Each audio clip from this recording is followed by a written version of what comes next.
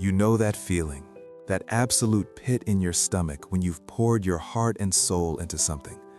You've spent weeks, maybe months, polishing this project, obsessing over every little detail, making sure it's perfect. And then, the moment comes. You finally hit publish. You send it out into the world. You sit back, waiting for the applause, for the comments, for something. But all you hear is silence. It's crushing. It really is. It's that modern anxiety of screaming into the void, staring at a screen that just stares blankly back at you. You start refreshing the page, wondering if maybe the internet is down. But deep down, you know it's not.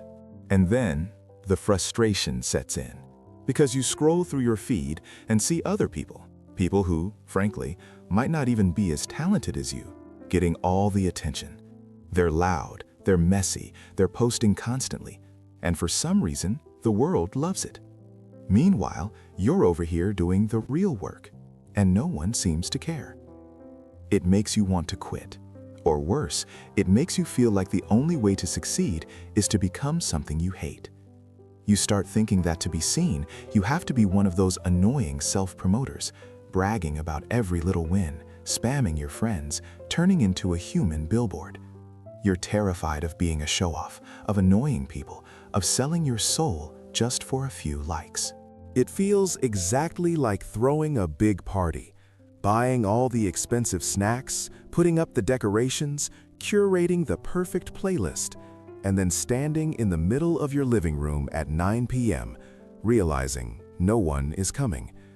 But what if you've been looking at it all wrong?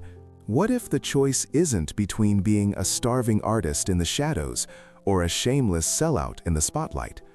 There is a third way, a way to get your work seen that actually feels good, a way that's generous, not selfish. And it starts with a little book by Austin Kleon called Show Your Work. In the next section, we're going to talk about why you don't need to be a genius to get started. You just need to be an amateur. So, let that word sink in for a moment. Amateur. In our professional lives, we are often taught to treat that word like an insult, a label for someone who is clueless, unprofessional, or simply not good enough. We spend our careers desperate to be seen as experts, terrified that someone might discover we are still figuring things out. But this brings us to the core of the last read, books for your ears, wisdom for your life. I am your host, and today we are unpacking why that instinct to hide your learning process is actually the very thing holding you back. This book holds a counterintuitive secret to success in the digital age. It suggests that the world doesn't need more people pretending to be geniuses. It needs more amateurs. You see, the genius is often paralyzed. They are terrified of making a mistake, of looking foolish, of contradicting their past work. But the amateur? The amateur has nothing to lose, and that gives them a tremendous amount of freedom. As Kleon points out, citing the Zen monk Shunryu Suzuki, in the beginner's mind, there are many possibilities, but in the expert's, there are few. The amateur is enthusiastic. They are willing to try anything, and most importantly, they are willing to learn in public. If you have been hoarding your work, waiting until it is absolutely perfect before you let anyone see it, you are not just protecting yourself, you are actively hurting your work. You are cutting yourself off from the feedback loop that makes good work great. We are going to lay out the exact blueprint for how to stop hiding and start getting discovered. So, I invite you to subscribe right now to ensure you don't miss a single step of this process. And, as always, if you want to support the author and hold this manual in your own hands, the link to buy Show Your Work is waiting for you in the description. But who is the man telling us to embrace our inner amateur? To truly trust this advice, you need to understand where it comes from. He isn't a business tycoon, and he isn't a chaotic, disorganized artist either. He is someone who managed to carve out a very specific, unique space in the creative world, a space that might just look a lot like the one you are trying to build. So, who is the man telling us to stop hiding? His name is Austin Kleon, and if you look at his bio, he doesn't call himself a thought leader or a visionary. He describes himself, quite simply, as a writer who draws. It is a humble title, but it perfectly captures his unique angle on creativity. Based in Austin, Texas, Kleon isn't your typical business strategist. Before he was a New York Times best-selling author, he worked as a librarian and a web designer. And I want you to think about that combination for a second, because it is actually the secret sauce of his entire philosophy. As a librarian, his job was to organize information, to help people find exactly what they needed among stacks of books. As a web designer, his job was to make things visual, accessible, and easy to share. When you combine those two past lives, you get an author who approaches art not with the chaos of a tortured soul, but with the organized, practical mind of an archivist. He creates what you might call blue-collar art.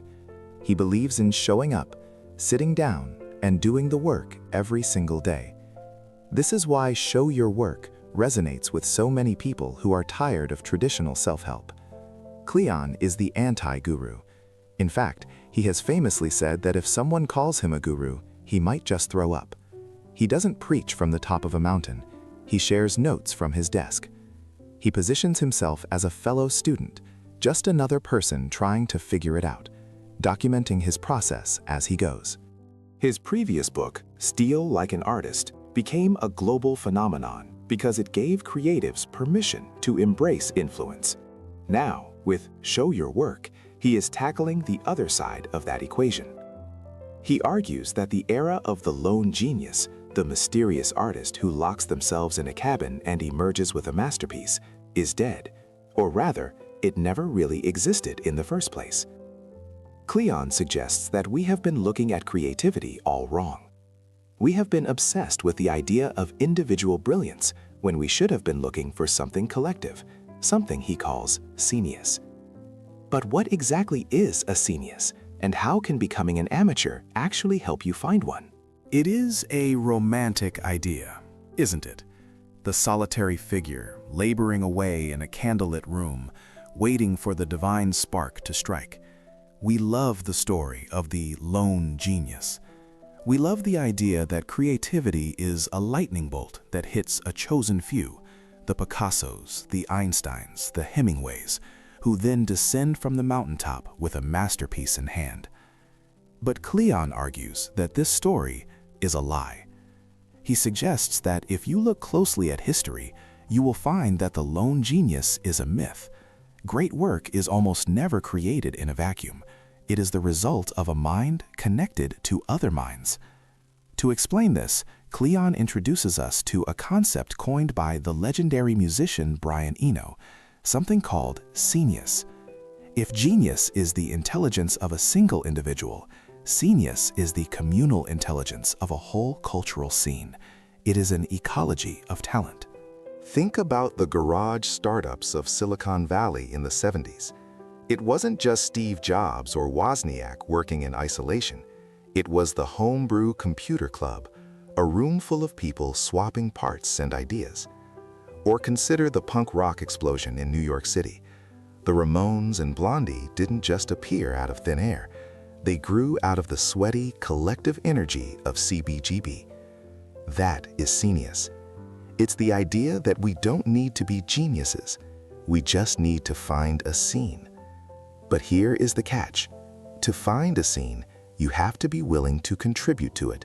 And the best way to do that is to stop trying to be an expert and start embracing being an amateur. Now, in the US, we usually use the word amateur as an insult. If someone calls you amateur hour, they aren't paying you a compliment. But Kleon wants to reclaim the word. He points out that the word amateur comes from the Latin amator, which means lover. An amateur is simply an enthusiast, someone who pursues their work in the spirit of love, regardless of the potential for fame or money. And this gives the amateur a distinct advantage over the professional. The expert is often paralyzed. They are terrified of being wrong, terrified of being revealed as a fraud. They only want to show the world their best, most polished work. But the amateur? The amateur has nothing to lose. They are willing to try anything. They are willing to fail in public. And because they are learning in the open, they are far more willing to share their process. And that willingness to share the messy, unpolished parts of your journey is exactly what we need to talk about next. Because if you want to join Ascenius, you have to stop worrying about the final product and start documenting the mess. So that mess is actually where the magic happens. Kleon argues that we have to fundamentally shift our mindset, moving away from product and toward process. For a long time, especially in the pre-digital era, the only thing that mattered was the result, the finished painting, the published book, the launched product. The artist or the entrepreneur would retreat into their cave, work in total secrecy, and then emerge months or years later with a masterpiece. But the internet has changed the way we perceive value. Today, audiences are desperate to see how the sausage is made. We want the behind-the-scenes access. Think about it like a high-end restaurant. Sure, we love the meal. That is the product. But look at American culture right now. We are absolutely addicted to cooking shows. Whether it is Top Chef or a documentary like Chef's Table, or even just a quick clip on TikTok, we are fascinated by the chopping, the sautéing, the plating, and the heat of the kitchen. We are just as interested in the chef's struggle and their technique as we are in the food itself. Kleon suggests that you need to become a documentarian of your own life. You don't have to create content in the artificial sense. You just have to document what you are already doing. To explain how this works economically, Kleon borrows a concept from media analyst Robin Sloan called stock and flow. Stock is the durable stuff. It's the stuff that retains value over time. It's the epic novel you're writing or the final app you're coding. It is the inventory on the shelves. Flow, on the other hand, is the feed. It's the daily updates, the rough sketches, the interesting articles you're reading, the small victories and the frustrations. It is the stream of consciousness that reminds people you exist. The argument here is that you need the flow to draw people toward your stock. If you disappear for 2 years to work on your stock, people will forget you. But if you maintain the flow, you build an audience that is ready and waiting when the stock is finally ready to sell. This leads to Kleon's practical advice, the daily dispatch. The goal is to find one little piece of your process to share every single day. And it doesn't have to be perfect. In fact, it shouldn't be. It could be a photo of your messy desk, a quote from a book that inspired you, or a screenshot of a project in its early, ugly stages. By focusing on the days, the years take care of themselves. However, there is a hesitation here, isn't there?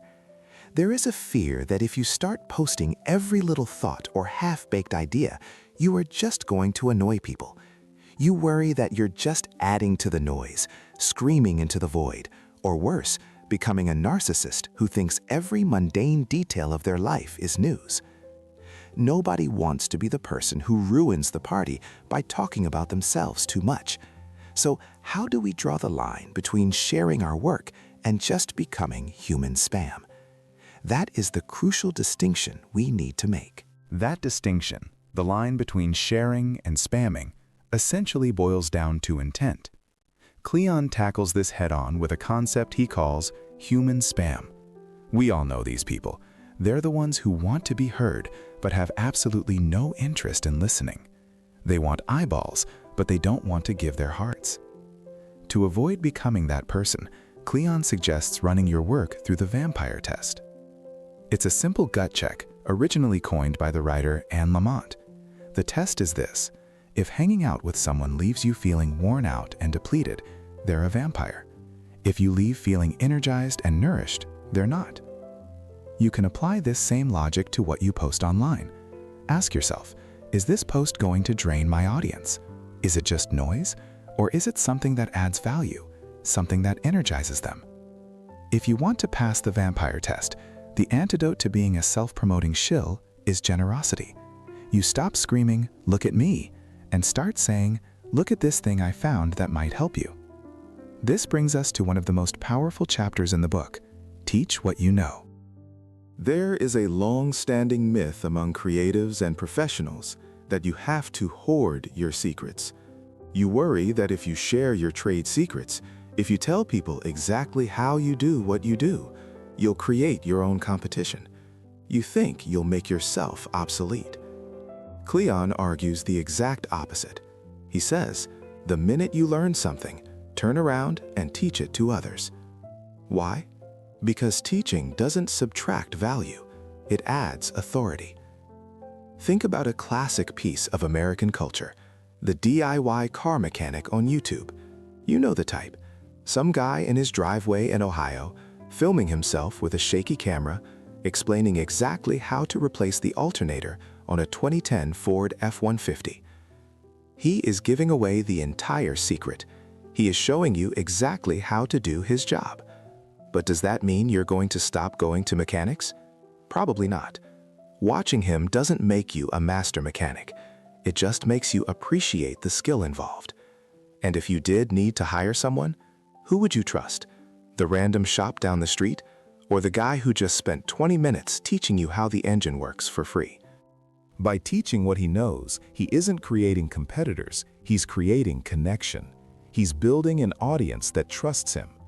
As Kleon puts it, people feel closer to your work when you let them in on the secret. This is the cycle of the open node. You learn, you teach, you share. But to really make this work, you can't just be a teacher. You have to remain a student. You have to be an amateur. Kleon reminds us that if you want fans, you have to be a fan first. You have to champion other people's work. You have to shout out your heroes. You have to be a scenius, part of the scene, not just a lone genius standing above it. So you start sharing. You teach what you know. You are generous with your process. You are building a chain of work, day by day. But here is the hard truth. As soon as you step into the light, you create a shadow. As soon as you make yourself visible, you make yourself a target. You can be the most generous, helpful, open person in the world, and someone, somewhere, is going to hate it. And that brings us to the inevitable cost of showing your work, dealing with the people who want to tear it down. There is a physical reaction when you receive your first piece of really harsh feedback. It stings. It creates a visceral response in your chest, and your first instinct is usually to retreat, to take the work down, to hide. But Austin Kleon is very clear on this point. If you want to be in the game, you have to learn to take a punch. It is an unavoidable law of the internet. The more people you reach, the more likely you are to be misunderstood or simply disliked. Kleon suggests that you can't let the fear of a black eye keep you out of the ring. You have to develop a stiff neck. You have to realize that criticism is not a sign of failure. It is often a side effect of success. It means people are actually paying attention. Now, there is a difference between valid criticism and what we call trolls. Valid criticism helps you improve, but trolls? Trolls are just looking for a reaction. They want to upset you. And Kleon offers a very simple, very American piece of advice for this. Don't feed the trolls. If you engage with them, if you argue, you lose. You are giving them exactly what they want, your energy. The only way to win is to deny them sustenance. You must have a heavy hand with the block button. You delete the nasty comments. You ban the bad actors. And you keep moving. You protect your space so that the people who actually care about your work can feel safe there. Because ultimately, this isn't about winning a comment section argument today. It is about being here tomorrow. This transitions us into perhaps the most comforting chapter of the book. Stick around. We often think of success in the creative world as a sprint, a sudden viral explosion where you become a household name overnight. But real success, the kind that pays the bills and builds a legacy, is a marathon. It is about longevity. It is about refusing to go away. Kleon points out that many of the people we admire, the people we think of as geniuses, were often just the ones who lasted the longest. They were the ones who didn't quit when things got hard or when the audience got quiet. To help us visualize this endurance, Kleon borrows a strategy from one of the titans of American comedy, Jerry Seinfeld. The story goes that a young comic once asked Seinfeld for advice on how to be a better writer. Seinfeld told him to get a big wall calendar that has a whole year on one page and hang it on a prominent wall. The task was simple. Every day that you do your work, every day you write jokes, you take a big red marker and put an X over that day. After a few days, you have a chain. You just keep at it and the chain grows longer every day. You'll like seeing that chain, especially when you get a few weeks under your belt. Your only job is to not break the chain. Don't break the chain. It doesn't matter if the work you did that day was brilliant or if it was mediocre. It doesn't matter if you wrote a masterpiece or just a quick blog post. What matters is the act of showing up. You see, when you commit to the long haul, the highs and lows flatten out. You stop worrying so much about a single bad comment or a single post that didn't get any likes, because you know you are going to be back at it tomorrow. The only way to truly fail is to stop, to let the calendar go blank. So, you have learned to think like an amateur. You have built your cabinet of curiosities. You have learned to tell good stories, and you have developed the thick skin necessary to survive the trolls. You are ready to keep the chain going. But knowing all of this is useless if it stays in your head. We are coming to the end of our journey through this book, and there is only one question left to answer. Now that you have the tools and you have the mindset, how do you actually begin? What is the very first step you take when you turn off this podcast? That is exactly where we are going next. The answer is surprisingly simple. You just start. You don't wait for permission, and you certainly don't wait until you feel like an expert. If we have learned anything from Austin Kleon, it is that the amateur often has the advantage. The amateur is free to make mistakes, to learn in public, and to embrace the concept of genius rather than the lone genius. Remember, the mental models we have discussed are not just theories. They are a new way of operating. We shifted from thinking about the product to thinking about the process. The shiny final result is just the tip of the iceberg. The real magic, the thing that actually connects you with other human beings, is the messy, behind-the-scenes documentation of how you got there. And we learned the crucial difference between generosity and spam.